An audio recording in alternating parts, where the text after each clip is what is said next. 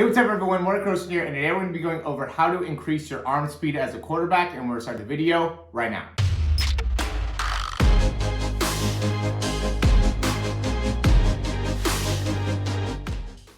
All right, so this is a really important topic just because it really has a big impact on your release time as well as your overall throwing velocity or how much force you're able to put behind the ball, and could also have an impact on your throwing distance as well. So really the big thing that ends up happening, I get these breakdowns a lot where it's just a lot of inefficiencies within the movement. I talk about how, you want to get the ball out of your hand between 0.35 to 0.4 seconds, and at the lower end, get even below that. So, right here we have Justin Fields, who is closer to 0.3. And, really the main thing that I talk about with people that are struggling from the perspective of being able to improve their arm speed overall is really putting a big focus on, the ability to load quickly and then get the arm, right back through the throw, and really putting a focus on just getting that to be as quick as you can and as powerful as you can, right? So part of improving your arm speed is just focusing on the importance of that stretch shortening cycle, right? So you want to be able to stretch that muscle quickly, then you want to be able to drive that elbow through and make that into a very quick, fast overall movement in order to really maximize the throwing power that you can get within each individual throw, right? So if you end up being really long, then that ends up really impacting how much force you can, just from a pure scientific standpoint, how much force you can end up generating within the throw. When it comes to, that stretch shortening cycle, it wants to be something that is, quick, right? When you watch somebody that's able to jump really high, they're not taking a really long time to load. They're very fast and explosive. It's the same type of thing when we throw. So we're gonna go here. This is what I typically do when it comes to, helping a quarterback improve. So what I'll do is I'll start and I'll just kind of go through some of the actual throw with them, right? So first thing, this is obviously me on the right. And so if I was trying to improve my own throw, what are some of the things that I'm going to look at? We have Justin Fields on the left here. So, I like Justin Fields just because, the time period that he ends up going through with, when he's going back with the ball. So if I'm trying to improve my own, release time, let's say,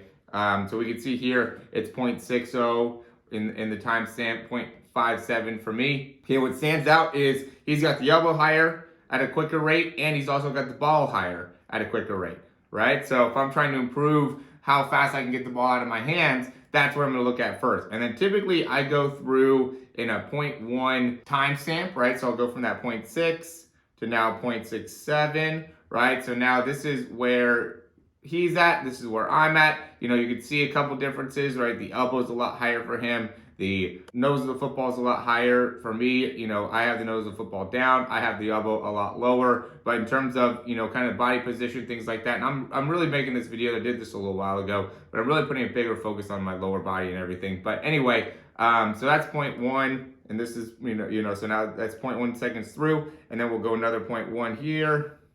So this is where he's at 0.8. Okay. This is where I'm at 0.8.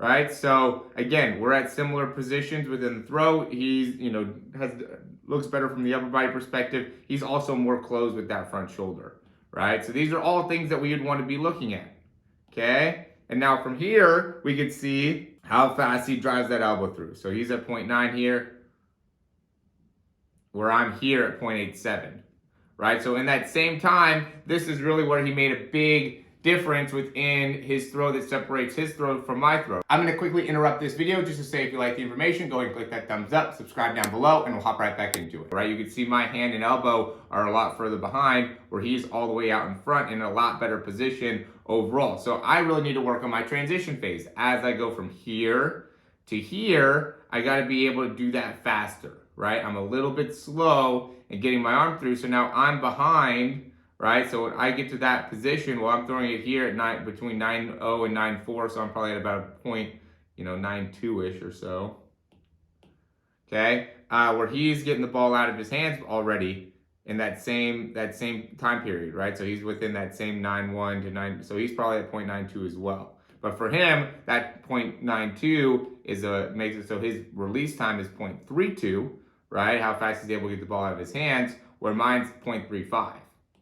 Okay, and that ends up still being a good release time for me, right? But I'll see people that'll be in the 0.5 area who could do the same thing, right? You go and you compare yourself to somebody like this, take it through these 0.1 increments and be able to really focus on, okay, this is what I need to do in order to make a change, right? Because it's still not even good for me to be, point 300 slower, right? I could easily improve my arm speed if I was able to really improve my transition phase, right? So I just wanted to give you guys an idea of what I do and when I do my breakdowns and how I can give you a really objective look at how you can make improvements, right? Because this is all objective. This is all just based off of numbers I'm just going through. I'm comparing, Justin Fields or Tom Brady or, Trevor Lawrence, whatever the case may be. The quarterback's really not important. It just, depends on who you are and how your throwing mechanics kind of match what it is that, I think would create the most amount of benefit for you. So I'll compare you to whoever your mechanics kind of remind me of. And then I'll just do a side-by-side like this and be like, hey, look, this is where you're not creating force, right? Maybe, like I said, my front arm opened up a lot earlier, right? I don't love my front arm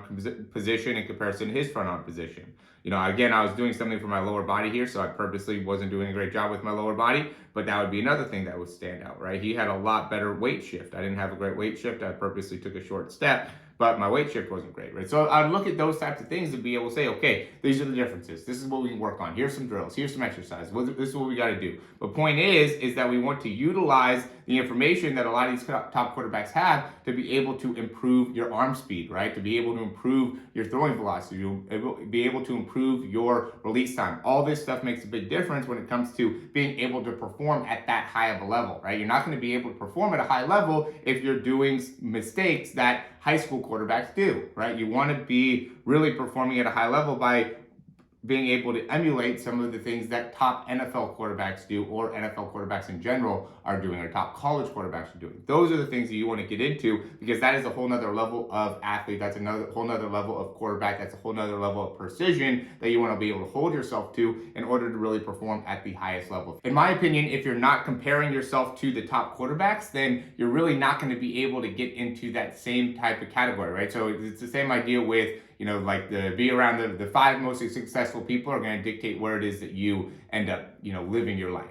Okay, same type of thing with quarterbacks. If you are, always just focusing on how you're doing compared to other high school quarterbacks, when you go to camps, when you go to these different things on weekends or whatever, or the other quarterbacks that are, in your program, okay, then that's going to be where you end up, right? But if you compare yourself to a higher standard, if you're saying, I want to throw like Tom Brady, I want to throw like Aaron Rodgers, I want to throw like Justin Fields, I want to throw like these top guys, and comparing yourself to these top guys, that will inevitably raise up your performance. So you really want to be able to look at the top guys and compare yourself to them, not compare yourself to the other high school quarterbacks that are in your area, the other high school quarterbacks that go to, the camps on the weekends, or the other high school quarterbacks that are in your program. All those people are just going to be holding you down for what it is that you can actually achieve. But being able to get breakdowns like this will really be able to up your level overall. So if that makes sense to you, go ahead and check out the description down below. I think there's a lot of things that we offer down below that could really help you out. The throw breakdowns, obviously, our best offer, but the throw program is going to be a little bit longer commitment, but will give you a lot better and a lot more guaranteed results. It's going to be 3 months,